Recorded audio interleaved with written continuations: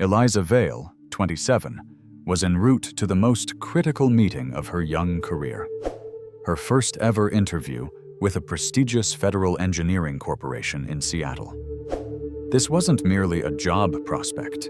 It was the payoff for 3 relentless years of applications, a grueling 6-month journey through specialized security clearance protocols, and innumerable evenings spent preparing for complex technical evaluations. This moment represented the pinnacle of everything she had aspired to since earning her engineering degree. Her flight, departing from Atlanta International, was already in the process of boarding when a muffled thud echoed nearby, a heavy, low sound emanating from the vicinity of Gate 17 behind her. It wasn't the noise of a collision or an explosion, but the unmistakable consequence of a heavy weight meeting the floor with accidental force. A small cluster of passengers shifted, a few gasping, while others merely lifted their gaze from their phone screens for a second before dismissing the interruption.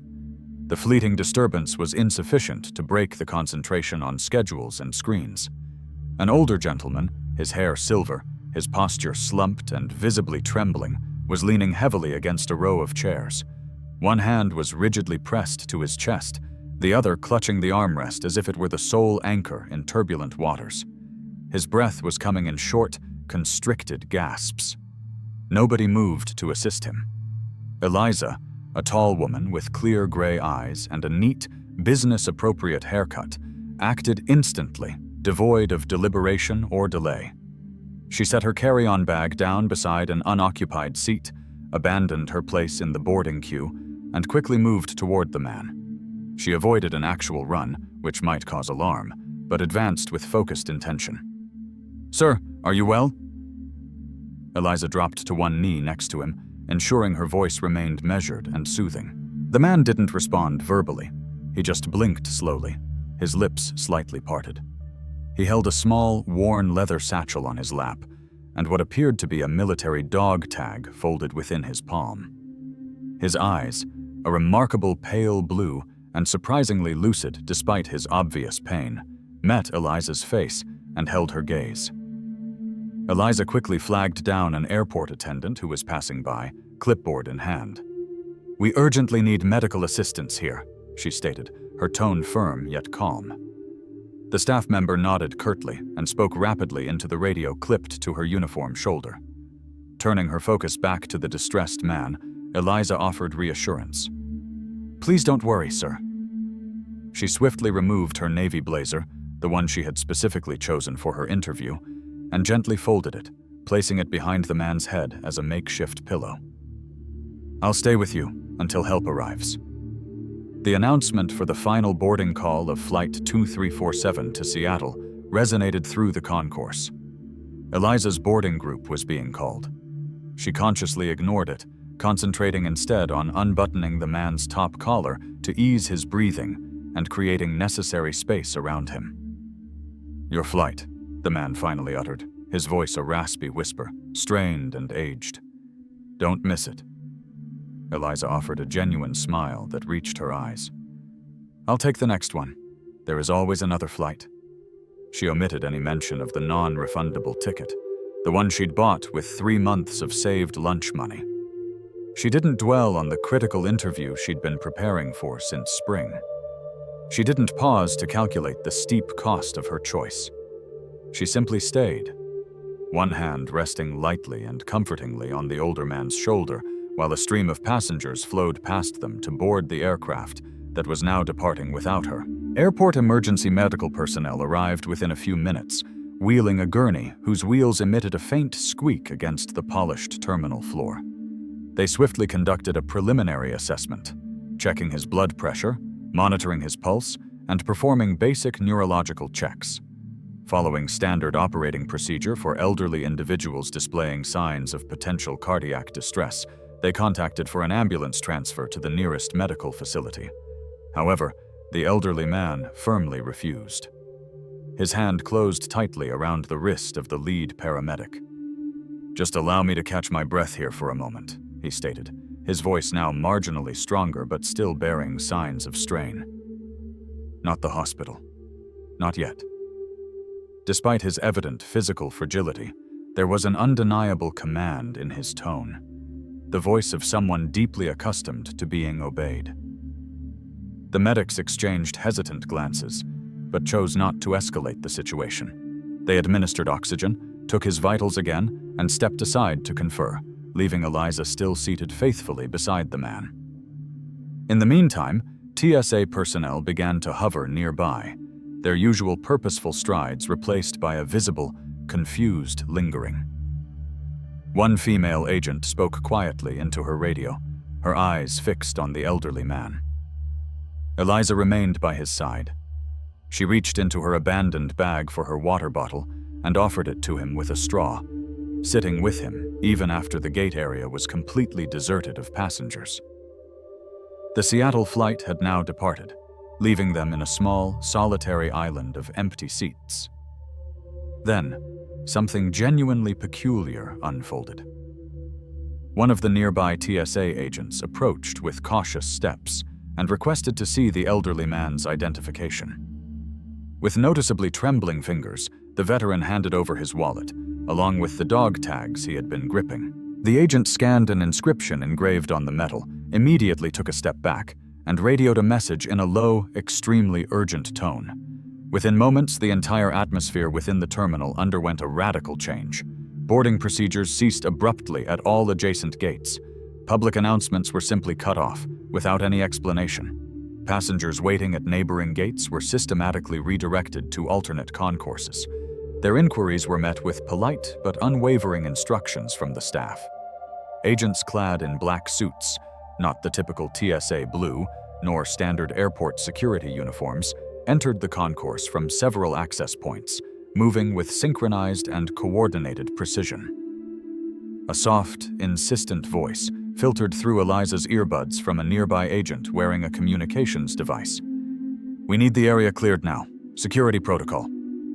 Instinctively, Eliza responded, gesturing toward the man still seated next to her. "He's with me. I can't abandon him." The agent, whose expression was obscured behind dark glasses, replied, "We know, and we need you both to remain exactly where you are. Do not move." Through the vast terminal windows that offered a view of the tarmac, Eliza saw it. A military convoy, 6 vehicles deep, rolling onto the far end of the runway. These were not emergency vehicles with flashing lights, but dark, official transport units moving with precise, deliberate coordination. There were no sirens, no commotion, just a calm, practiced movement that conveyed an authority beyond common explanation. A black SUV bearing government plates pulled directly up to the jet bridge at Gate 17. 4 uniformed soldiers exited first, taking up positions with the silent efficiency of individuals who had rehearsed these precise movements countless times. Then, from the back seat, a uniformed general stepped out. 4 silver stars caught the terminal lighting, his chest adorned with ribbons and medals that created a visual tapestry of distinguished service. He walked directly into the now empty concourse, his stride purposeful but unhurried. Eliza remained motionless beside the elderly man, suddenly and acutely aware that she was witnessing something extraordinary, something that defied her current understanding. When the general reached their location, he did something Eliza had never anticipated. He knelt beside the old veteran and rendered a perfect salute. "Sir, I am here," he stated simply. "We have transport standing by." The elderly man gave a single nod, a visible wave of relief washing over him in the slight relaxation of his shoulders. Stunned into silence, Eliza glanced back and forth between the 2 men. The profound realization slowly dawned on her. Whoever this man was, he was consequential enough to necessitate the immediate halt of airport operations and the summoning of high-ranking military command on minimal notice. The general turned his attention to Eliza, assessing her with a swift, expert sweep of his experienced eyes. "Do you realize who you chose to stay with, daughter?" he inquired, his voice carrying the natural, commanding authority of his rank. "No, sir," Eliza replied, with complete honesty. The general nodded, as if confirming an internal suspicion. This man led operations that are not even named in our history books. His code name is not taught in military academies, yet people across 3 continents live freely today because he never required credit for what he accomplished. Eliza looked back at the elderly man, seeing him with entirely new eyes, no longer just a distressed senior, but an individual whose life's work had secretly sculpted global events. "You didn't have to stay," the elderly man quietly stated to Eliza, their eyes meeting directly for the first time. "Most would not have." "It seemed like the right thing to do," Eliza answered simply. "It was," the general confirmed, "and that kind of instinct is not something that can be taught." The general then helped the old man gently to his feet with practiced efficiency, supporting his elbow while maintaining a respectful distance, a perfect balance of assistance without compromising dignity. The veteran now stood straighter, his breathing steadier, although fatigue still showed in the lines of his face. Soldiers silently stepped in, forming a loose protective perimeter around him, not crowding or touching, but positioned with the trained precision of personnel detailed to protect a high-value asset. There were no shouted orders or dramatic motions, just quiet competence flowing like water toward its purpose. Eliza stood back, unsure of her next move. Her vital interview was undoubtedly missed. Her carefully crafted schedule was ruined. Yet, watching the scene unfold before her, those personal concerns suddenly seemed petty and inconsequential. The general turned to Eliza again. He handed a card to one of his aides with a swift, quiet instruction before addressing her directly. "You forfeited a flight, a suit," he said, gesturing toward the blazer still resting on the chair, "and an interview that clearly meant a great deal to you." Eliza gave a slight shrug, feeling a little embarrassed by the attention. He needed someone. Anyone would have stopped. "That is precisely where you are mistaken," the general replied, a subtle weariness coloring his voice. "We observed how many people walked right past before you intervened. That tells us something vital." A few minutes later, as medical personnel finalized preparations for the elderly man's transport, a uniformed aide approached Eliza with an envelope. It wasn't government-issued manila, but high-quality stationery bearing a subtle, embossed seal. "The general asked me to give you this," the aide stated simply. Inside, Eliza found a formal thank you letter on Department of Defense letterhead, personally signed by General M. Harrington.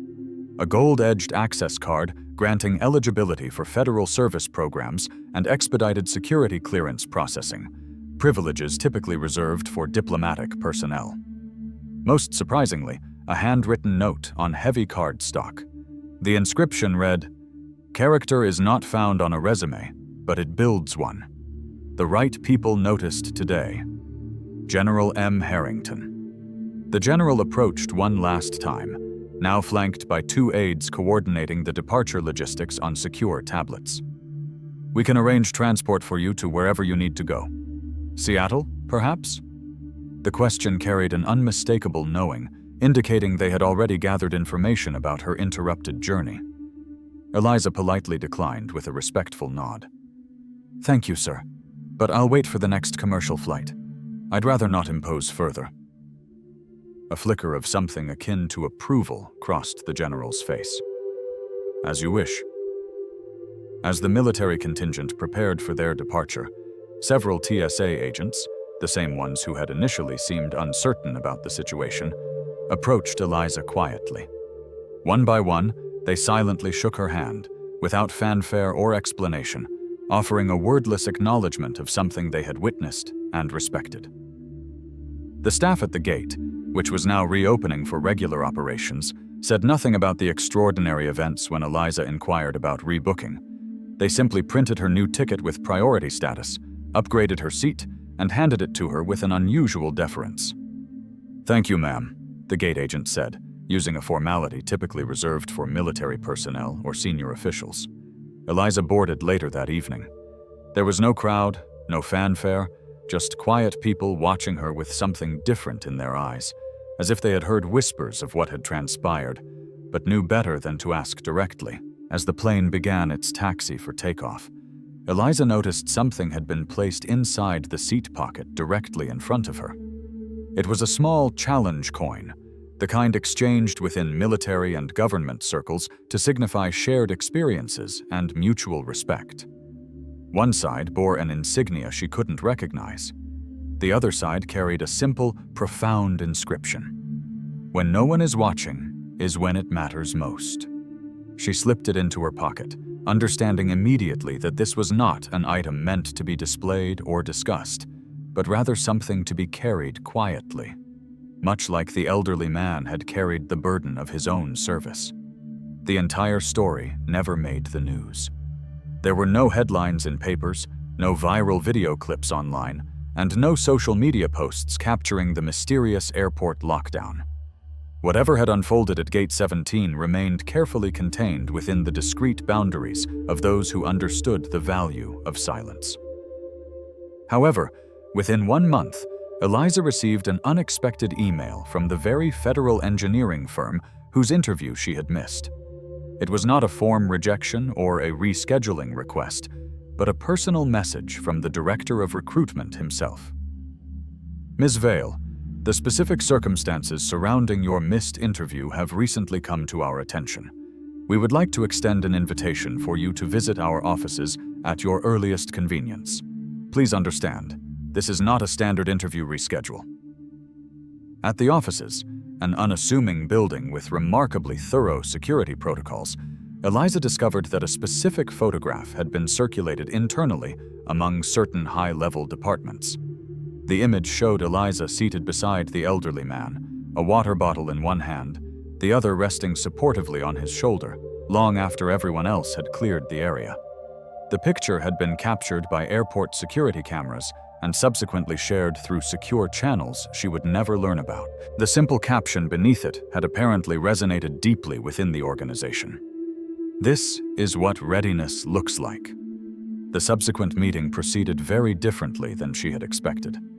There was less focus on technical questioning and more conversation concerning her process for decision-making under pressure, her core values, and her priorities.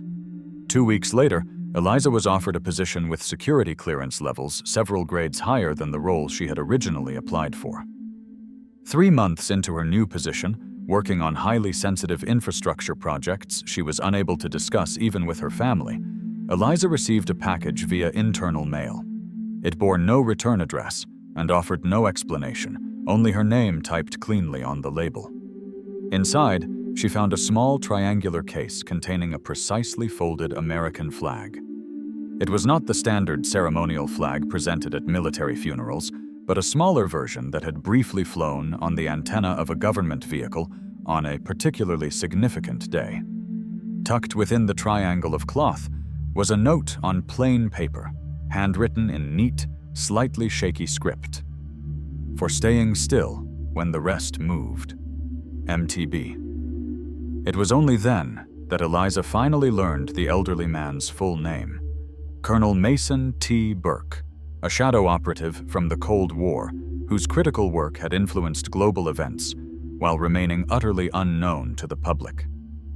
He was a man who had carried the immense weight of classified operations for decades without ever seeking recognition or credit. Eliza placed the flag on her desk at home, not displayed prominently, nor explained to visitors, but positioned where she would see it every morning.